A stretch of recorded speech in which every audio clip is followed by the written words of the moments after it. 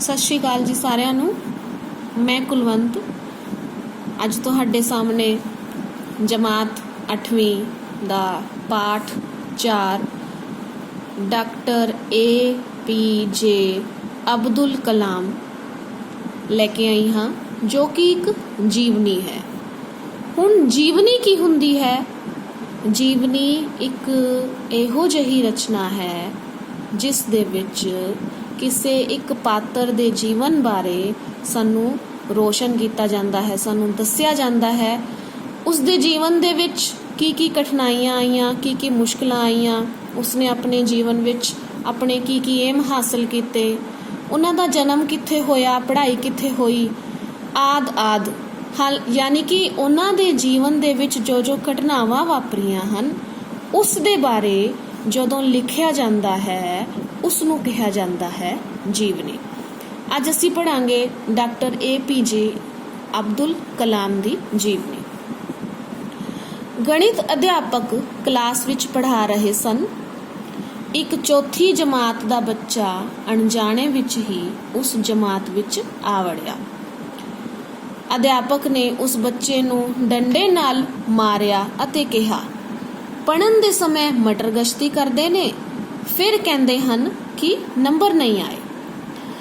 ਬੱਚਾ ਡੰਡੇ ਦੀ ਮਾਰ ਤਾਂ ਭੁੱਲ ਗਿਆ, ਪਰ ਅਧਿਆਪਕ ਦੀ ਕਹੀ ਗੱਲ ਉਸ ਨੂੰ ਚੁੱਭ ਗਈ। ਉਸਨੇ ਪੜ੍ਹਾਈ ਵਿੱਚ ਜੀ ਤੋੜ ਮਿਹਨਤ ਕੀਤੀ ਅਤੇ ਸਾਲਾਨਾ ਪੇਪਰਾਂ ਵਿੱਚ ਗਣਿਤ ਵਿੱਚੋਂ ਪੂਰੇ ਨੰਬਰ ਹਾਸਲ ਕੀਤੇ। ਰਿਜ਼ਲਟ ਦੇ ਅਗਲੇ ਦਿਨ ਉਸੇ ਅਧਿਆਪਕ ਨੇ ਉਹ ਸਾਰਾ ਕਿੱਸਾ ਸਵੇਰੇ ਪ੍ਰਾਰਥਨਾ ਸਭਾ ਵਿੱਚ ਸੁਣਾਇਆ।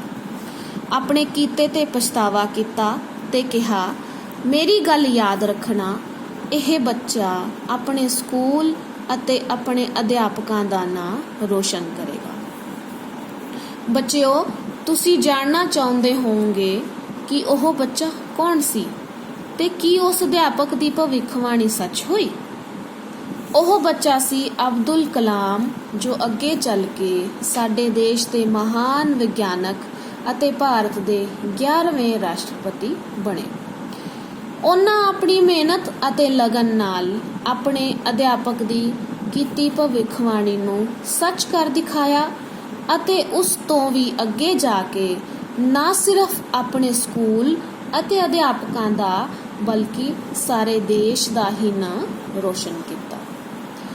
ਸਾਡੇ ਦੇਸ਼ ਦੇ ਇਸ ਮਹਾਨ ਵਿਗਿਆਨਿਕ, ਜਿਨ੍ਹਾਂ ਨੂੰ ਡਾਕਟਰ ਅਬਦੁਲ ਕਲਾਮ ਦੇ ਨਾਂ ਨਾਲ ਜਾਣਦੇ ਹਾਂ, ਉਹਨਾਂ ਦਾ ਪੂਰਾ ਨਾਂ ਡਾਕਟਰ ਅਬੁਲ ਪਾਕਿਰ ਜੈਨੁਲਾਬਦੀਨ ਅਬਦੁਲ ਕਲਾਮ ਹੈ।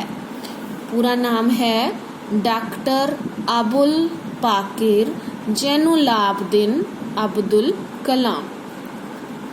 ਉਹਨਾਂ ਦਾ ਜਨਮ 15 ਅਕਤੂਬਰ 1931 ਈਸਵੀ ਨੂੰ ਤਮਿਲਨਾਡੂ ਦੇ ਇੱਕ ਛੋਟੇ ਜਿਹੇ ਪਿੰਡ ਰਾਮੇਸ਼ਵਰਮ ਵਿੱਚ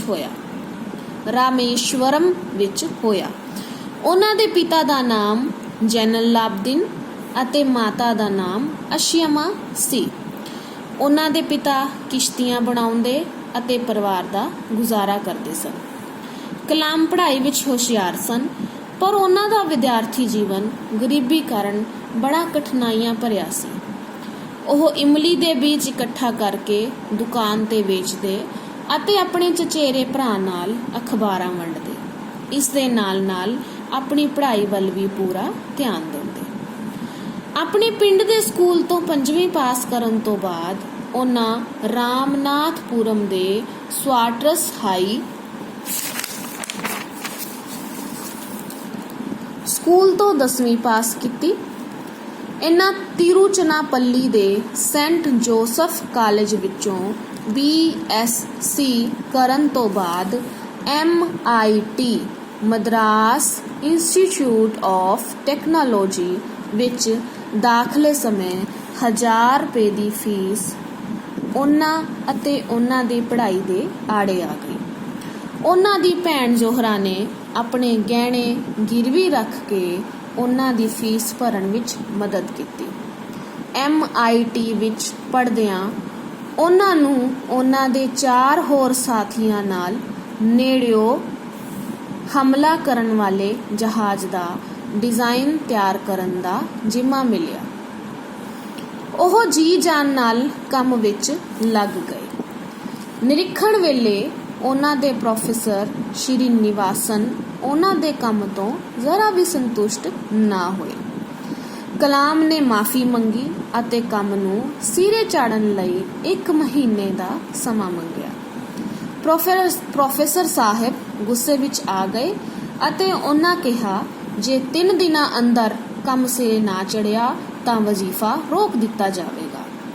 ਕਲਾਮ ਸਾਹਿਬ ਵਜ਼ੀਫੇ ਕਾਰਨ ਹੀ ਤਾਂ ਆਪਣੀ ਪੜ੍ਹਾਈ ਜਾਰੀ ਰੱਖ ਰਹੇ ਸਨ। ਉਹਨਾਂ ਨੂੰ ਖਾਣਾ ਅਤੇ ਸੌਣਾ ਭੁੱਲ ਗਿਆ। ਦਿਨ ਰਾਤ ਦੀ ਲਗਾਤਾਰ ਮਿਹਨਤ ਨਾਲ ਉਹਨਾਂ ਇਸ 1 ਮਹੀਨੇ ਦੇ ਕੰਮ ਨੂੰ 2 ਦਿਨਾਂ ਅੰਦਰ ਹੀ ਪੂਰਾ ਕਰ ਦਿਖਾਇਆ। ਪ੍ਰੋਫੈਸਰ ਸਾਹਿਬ ਉਹਨਾਂ ਦਾ ਕੰਮ ਦੇਖ ਕੇ ਬੜੇ ਖੁਸ਼ ਹੋਏ।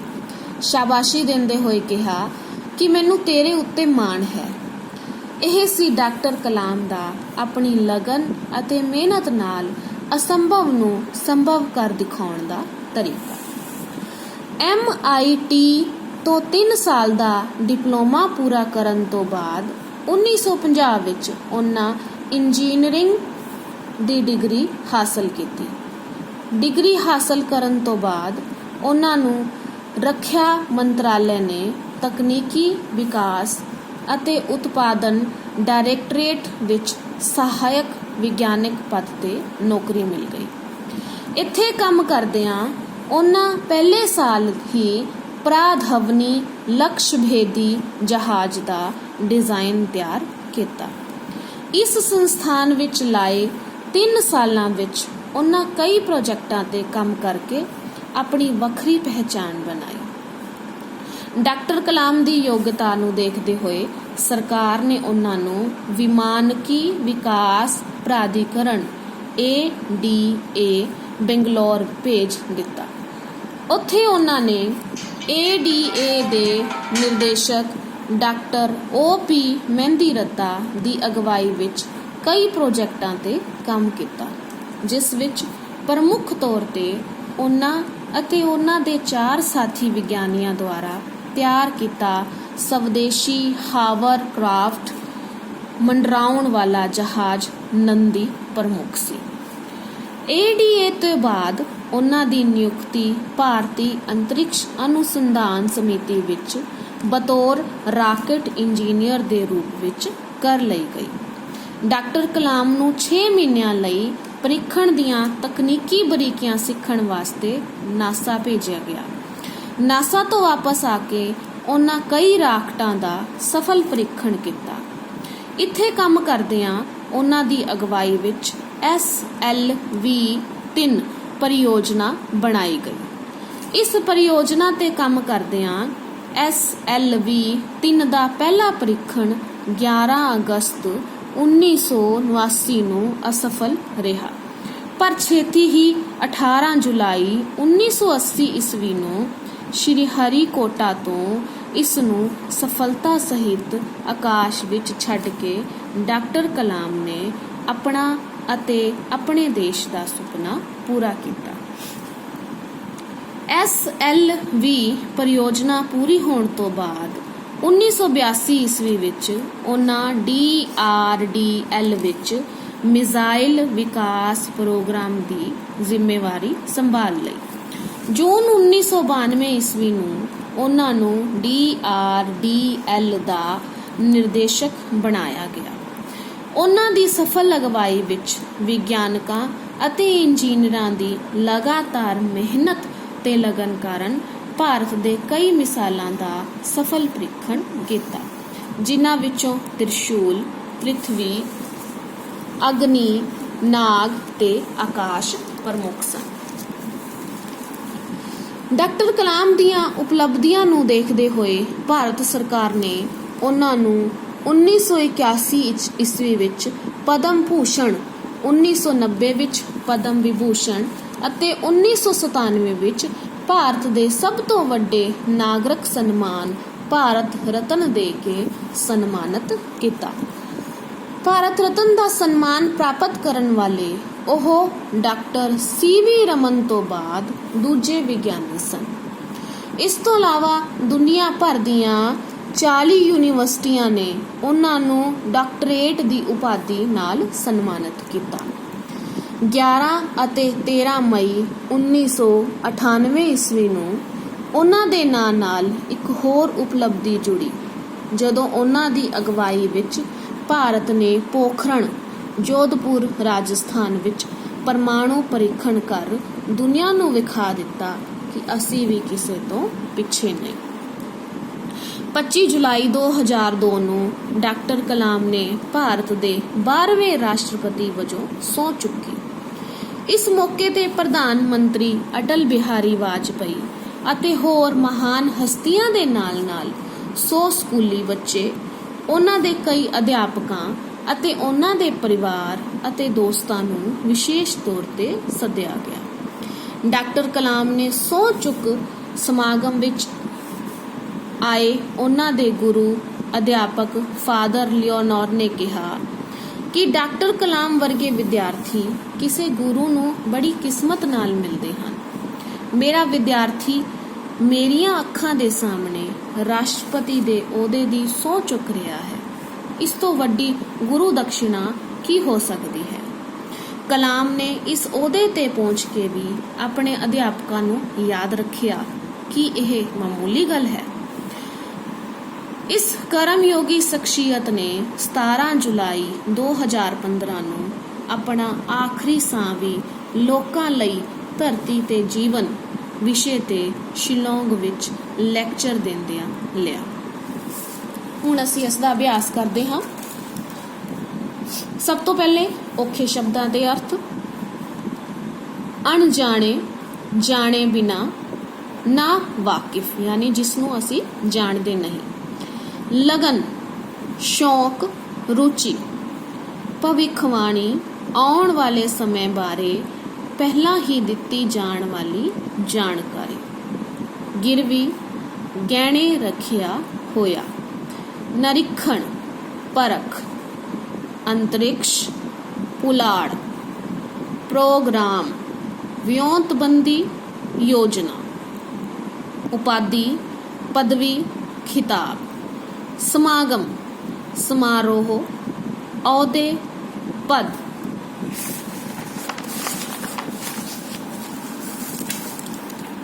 ਹੁਣ ਅਸੀਂ ਇਸ ਦੇ ਪ੍ਰਸ਼ਨ ਉੱਤਰ ਕਰਾਂਗੇ। ਪਹਿਲਾ ਪ੍ਰਸ਼ਨ ਹੈ, ਡਾਕਟਰ ਅਬਦੁਲ ਕਲਾਮ ਦਾ ਜਨਮ ਕਦੋਂ ਅਤੇ ਕਿੱਥੇ ਹੋਇਆ? ਇਸ ਦਾ ਜਵਾਬ ਹੈ, ਡਾਕਟਰ ਅਬਦੁਲ ਕਲਾਮ ਦਾ ਜਨਮ 15 ਅਕਤੂਬਰ 1931 ਨੂੰ ਤਾਮਿਲਨਾਡੂ ਦੇ ਇੱਕ ਨਿੱਕੇ ਜਿਹੇ ਪਿੰਡ ਰਾਮੇਸ਼ਵਰਮ ਵਿੱਚ ਹੋਇਆ।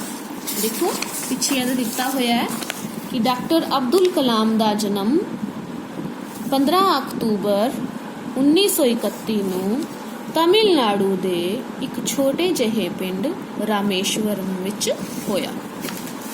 ਪ੍ਰਸ਼ਨ ਦੂਜਾ ਹੈ, ਉਹਨਾਂ ਦਾ ਪੂਰਾ ਨਾਮ ਲਿਖੋ। ਇਹਨਾਂ ਦਾ ਪੂਰਾ ਨਾਮ ਸੀ ਡਾਕਟਰ ਅਬੁਲ ਪਾਕਿਰ ਜੈਨੂਲਾਬਦੀਨ ਅਬਦੁਲ ਕਲਾਮ। दोबारा सुन लो, डॉक्टर अबुल पाकिर जैनुलाबदीन अब्दुल कलाम, जो कि डॉक्टर APJ अब्दुल कलाम का पूरा नाम सी। तीसरा प्रश्न है, बचपन विच ओ पढ़ाई दे नाल होर की काम करते सन? इसका उत्तर है, बचपन विच ओ पढ़ाई दे नाल इमली दियां गिटकां नूं चुग के वेचदे सन। ये देखो, इमली दे बीज इकट्ठा करके दुकान ते वेचदे सन ਅਤੇ ਆਪਣੇ ਚਚੇਰੇ ਭਰਾ ਨਾਲ ਅਖਬਾਰਾਂ ਵੀ ਵੰਡਦੇ ਸਨ। ਪੜ੍ਹਾਈ ਦੇ ਨਾਲ ਉਹ ਇਮਲੀ ਦੇ ਬੀਜ ਅਤੇ ਅਖਬਾਰ ਵੇਚਣ ਦਾ ਵੀ ਕੰਮ ਕਰਦੇ ਸਨ। ਡਾਕਟਰ ਕਲਾਮ ਨੂੰ ਕਿਹੜੇ-ਕਿਹੜੇ ਸਨਮਾਨ ਪ੍ਰਾਪਤ ਹੋਏ? ਸਨਮਾਨ ਯਾਨੀ ਕਿ ਉਹਨਾਂ ਨੂੰ ਕੀ ਉਪਾਧੀਆਂ ਮਿਲੀਆਂ, ਉਪਲਬਧੀਆਂ ਕੀ ਸਨ ਉਹਨਾਂ ਦੀਆਂ? ਤੇ ਇਸ ਦਾ ਉੱਤਰ ਹੈ 1981 ਵਿੱਚ 1981 ਵਿੱਚ ਪਦਮ ਭੂਸ਼ਣ, 1990 ਵਿੱਚ ਪਦਮ ਵਿਭੂਸ਼ਣ ਅਤੇ 1997 ਵਿੱਚ ਭਾਰਤ ਦੇ ਸਭ ਤੋਂ ਵੱਡੇ ਨਾਗਰਿਕ ਸਨਮਾਨ ਭਾਰਤ ਰਤਨ ਇਹਨਾਂ ਨੂੰ ਮਿਲਿਆ ਸੀ। ਤੇ ਹੋਰ ਕੀ ਹੋਇਆ ਸੀ ਇਹਨਾਂ ਨੂੰ?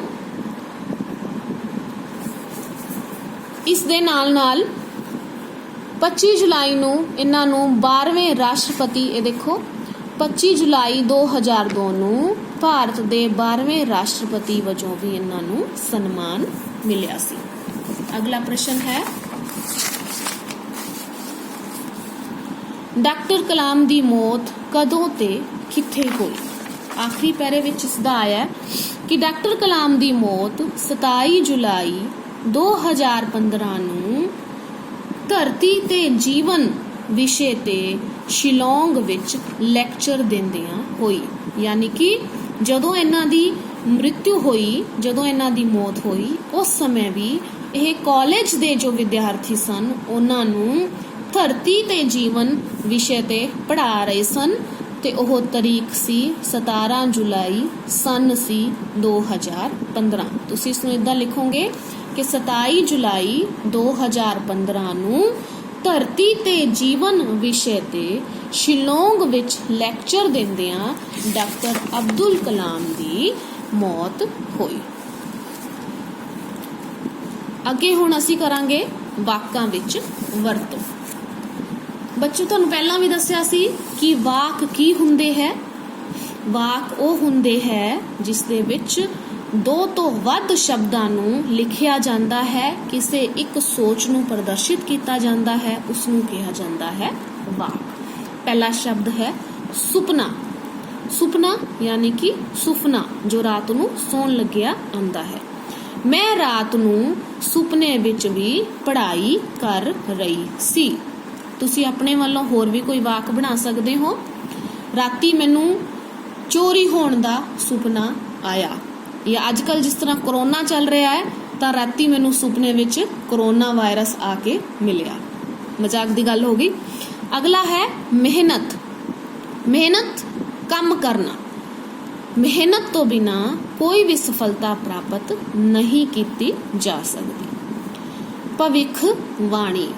ਕਿਸੇ ਗੱਲ ਨੂੰ ਭਵਿੱਖਬਾਣੀ ਦਾ ਪਿੱਛੇ ਆਇਆ ਸੀ ਸ਼ਬਦ ਅਰਥ ਕਿ ਆਉਣ ਵਾਲੇ ਸਮੇਂ ਬਾਰੇ ਪਹਿਲਾਂ ਹੀ ਦਿੱਤੀ ਗਈ ਜਾਣਕਾਰੀ।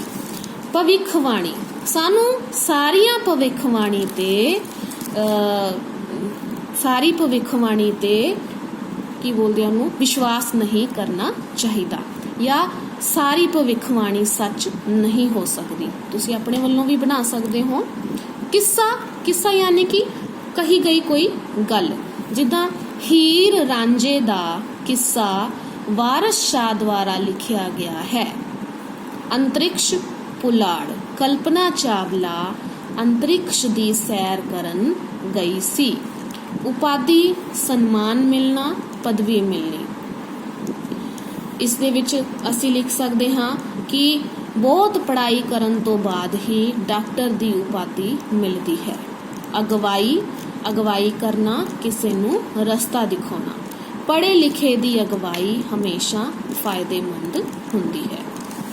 ਅਗਲਾ ਪ੍ਰਸ਼ਨ ਹੈ, ਭਾਰਤ ਦੇ 5 ਵਿਗਿਆਨੀਆਂ ਦੇ ਨਾਂ ਲਿਖੋ ਜਿਨ੍ਹਾਂ ਵਿੱਚੋਂ ਕਿਸੇ ਇੱਕ ਵਿਗਿਆਨੀ ਬਾਰੇ ਇੱਕ ਪੇਜ ਲਿਖੋ। ਦੇਖੋ ਬੱਚੋ, ਵਿਗਿਆਨੀਆਂ ਦੇ ਨਾਂ ਤਾਂ ਮੈਂ ਦੱਸ ਸਕਦੀ ਹਾਂ, ਉਸ ਵਿਗਿਆਨੀ ਬਾਰੇ ਪੇਜ ਜੋ ਹੈ ਉਹ ਤੁਸੀਂ ਆਪਣੇ ਹਿਸਾਬ ਨਾਲ ਆਪਣੇ ਆਪ ਲੱਭ ਕੇ ਲਿਖੋਗੇ। 5 ਵਿਗਿਆਨੀਆਂ ਦੇ ਨਾਮ ਹਨ ਡਾਕਟਰ ਅਬਦੁਲ ਕਲਾਮ ਜੋ ਕਿ ਭਾਰਤ ਦੇ ਨੇ ਤੇ ਉਹਨਾਂ ਬਾਰੇ ਲੇਖ ਤੁਹਾਨੂੰ ਕਿਤਾਬ ਦੇ ਵਿੱਚ ਮਿਲ ਹੀ ਗਿਆ ਹੈ। ਡਾਕਟਰ CV ਰਮਨ, ਡਾਕਟਰ ਸ਼੍ਰੀ ਨਿਵਾਸਨ, ਡਾਕਟਰ OP ਮਹਿੰਦੀ ਰੱਤਾ, ਡਾਕਟਰ ਹੋਮੀ ਜਹਾਂਗੀਰ ਭਾਭਾ। ਦੁਬਾਰਾ ਸੁਣ ਲਓ, doctor APJ Abdul Kalam, doctor CV Raman, doctor ਸ਼੍ਰੀ ਨਿਵਾਸਨ, ਡਾਕਟਰ OP ਮਹਿੰਦੀ ਰੱਤਾ, ਡਾਕਟਰ ਹੋਮੀ ਜਹਾਂਗੀਰ ਭਾਭਾ। ਅੱਗੇ ਖਾਲੀ ਸਥਾਨ ਕਰਾਂਗੇ। ਡਾਕਟਰ ਅਬਦੁਲ ਕਲਾਮ ਭਾਰਤ ਦੇ ਰਾਸ਼ਟਰਪਤੀ ਬਣੇ। ਕਿੰਨਵੇਂ ਰਾਸ਼ਟਰਪਤੀ ਬਣੇ? ਡਾਕਟਰ ਅਬਦੁਲ ਕਲਾਮ ਭਾਰਤ ਦੇ 12ਵੇਂ ਰਾਸ਼ਟਰਪਤੀ ਬਣੇ। 12ਵੇਂ ਰਾਸ਼ਟਰਪਤੀ ਸੀ ਤੇ 11ਵੇਂ ਉਪ ਰਾਸ਼ਟਰਪਤੀ ਸੀ। 12ਵੇਂ ਰਾਸ਼ਟਰਪਤੀ ਬਣੇ। ਡਾਕਟਰ ਅਬਦੁਲ ਕਲਾਮ ਦੇ ਪਿਤਾ ਦਾ ਨਾਮ ਜੈਨੁਲ ਲਾਬਦੀਨ ਸੀ। ਜੈਨੁਲ ਲਾਬਦੀਨ ਸੀ। ਉਹਨਾਂ ਦੇ ਪਿਤਾ ਦਾ ਨਾਮ ਜੈਨੁਲ ਲਾਬਦੀਨ ਸੀ। ਡਾਕਟਰ ਅਬਦੁਲ ਕਲਾਮ ਨੇ ਇੰਜੀਨੀਅਰਿੰਗ ਦੀ ਡਿਗਰੀ ਹਾਸਲ ਕੀਤੀ। ਡਾਕਟਰ ਅਬਦੁਲ ਕਲਾਮ ਨੂੰ DRDL ਦਾ ਨਿਰੀਖਕ ਬਣਾਇਆ ਗਿਆ। ਡਾਕਟਰ ਅਬਦੁਲ ਕਲਾਮ ਨੂੰ 40 ਯੂਨੀਵਰਸਿਟੀਆਂ ਨੇ ਡਾਕਟਰੇਟ ਦੀ ਉਪਾਧੀ ਦਿੱਤੀ। ਇਸ ਦੇ ਨਾਲ ਹੀ ਇਹ ਪਾਠ ਖਤਮ ਹੁੰਦਾ ਹੈ। ਉਮੀਦ ਹੈ ਤੁਹਾਨੂੰ ਇਹ ਪਾਠ ਸਮਝ ਆਇਆ ਹੋਣਾ। ਤੁਹਾਡੇ ਸੁਝਾਵਾਂ ਦਾ ਇੰਤਜ਼ਾਰ ਕਰੂੰਗੀ ਤੇ ਮੇਰੇ ਚੈਨਲ ਨੂੰ ਸਬਸਕ੍ਰਾਈਬ ਕਰਨਾ ਨਾ ਭੁੱਲਿਓ। ਧੰਨਵਾਦ।